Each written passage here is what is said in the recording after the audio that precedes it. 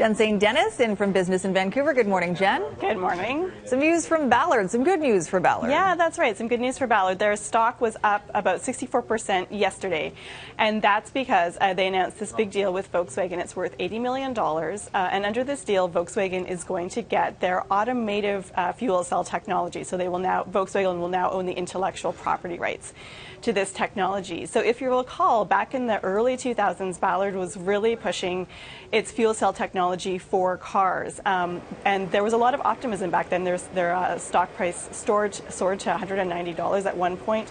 But they really failed to make headway on that at that time. And so now Ballard has really switched their focus to things like backup power systems. They're really focusing on buses, especially in countries like China. They think there's a big market there, as for instance, China looks for renewable energy solutions.